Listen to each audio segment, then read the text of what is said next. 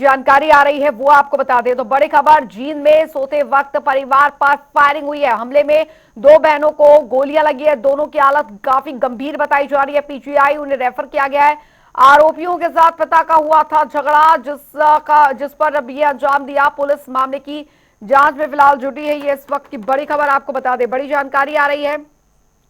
सोते समय परिवार पर फायरिंग की गई है। जींद में सोते वक्त परिवार पर फायरिंग की गई। जींद से बड़ी खबर आपको बता दें, हमले में दो बहनों को गोलियां लगी है। हालत नाजुक बताई जा रही है। उनकी दोनों की हालत काफी गंभीर, पीजीआई में उन्हें रेफर किया गया है। बड़ी खबर, आरोपियों के साथ दरअसल पिता का कुछ झगड़ा हुआ था किसी बात को लेकर, और जिस विवाद के चलते फायरिंग जो है वो की गई है। इस वक्त की बड़ी खबर आपको बता दें, जींद का ये मामला, सोते समय परिवार पर फायरिंग की है हमलावरों ने। दोनों और दो लड़कियों को बताया जा रहा है कि गोली लगी है, जिनकी हालत गंभीर है। पीजीआई में उन्हें रेफर किया गया है। आरोपियों के साथ पिता का झगड़ा हुआ था, और जिसका बदला लेने के लिए इन आरोपियों ने परिवार पर सोते समय फायरिंग कर दी। दो लड़कियों को गोली लगी है, हालत काफी गंभीर बताई जा रही है दोनों की। हमले में दो बहनों को एक गोली लगी है। बड़ी खबर आपको बता दें, दोनों की हालत काफी गंभीर बनी हुई है। आरोपियों के साथ पिता का झगड़ा हुआ था, जिसका बदला लेने के लिए आरोपियों ने इस घटना को अंजाम दिया। सुनील पवार जींद से संवाददाता हमारे साथ जुड़ गए हैं ज्यादा जानकारी के साथ। सुनील, अभी फिलहाल पुलिस ने क्या कार्रवाई की है? क्या आरोपियों को अभी तक पुलिस पकड़ पाई है?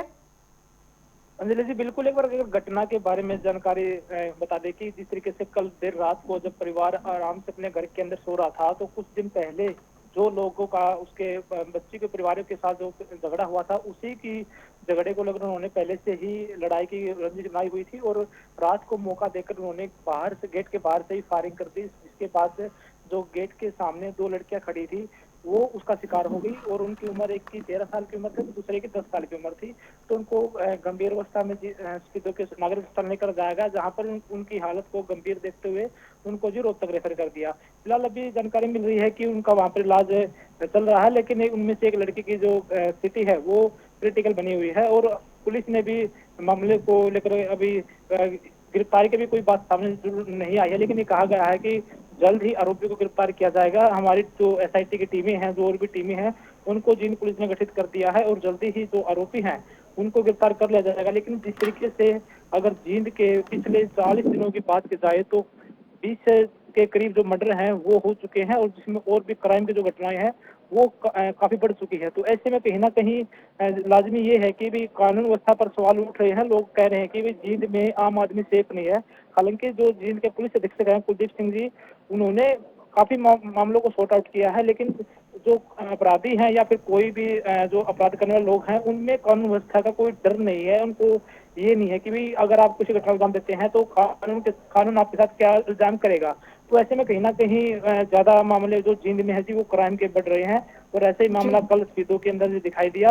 और परिवार की मांग है कि जल्द से जल्द आरोपी को गिरफ्तार किया जाए, नहीं तो हाँ, जो आरोपी हैं वो हमारे ऊपर दोबारा फिर से हमला कर सकते हैं। और जींद पुलिस ने परिवार की शिकायत के आधार पर जी आरोपी के खिलाफ जी मामला दर्ज कर लिया है, और कहा कि जल्द ही आरोपी की वो गिरफ्तारी है जिस कर दी जाएगी। सुनील, अभी जो दोनों लड़कियां हैं जिन्हें गोली लगी है, जो दोनों बहनें हैं, उनकी हालत कैसी बनी हुई है? जी बिल्कुल। अगर दोनों लड़कियों की बात की जाए तो उनमें से एक लड़की है जो 13 साल की, उसकी जो हालत है वो क्रिटिकल बनी हुई है। और दूसरी जो लड़की है उसको चोट जरूर लगी है, उसमें घायल जरूर हुई है, लेकिन अभी उसका इलाज चल रहा है। वो क्रिटिकल स्थिति से बाहर है।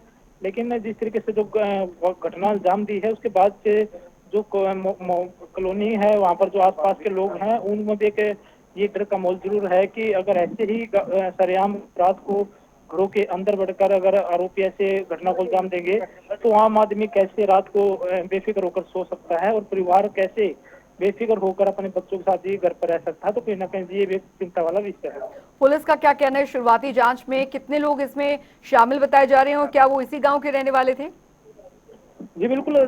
पुलिस जो चीजों के एसएचओ हैं दिनेश कुमार जी, उन्होंने बताया है कि जो आरोपी हैं वो उसी कॉलोनी के रहने वाले थे। और कुछ ही दिन पहले उनका जो परिवार के मुखिया हैं उनके साथ है किसी बात को लेकर झगड़ा हुआ था, और उसी की वो कहीं ना कहीं जो टीस है वो उनके अंदर एक बनी हुई थी। और कल देर रात को तकरीबन 1 बजे करीब उन आरोपियों ने घर पर जाकर घटना को जी अंजाम दिया है। और अभी वो फरार बताए जा रहे हैं।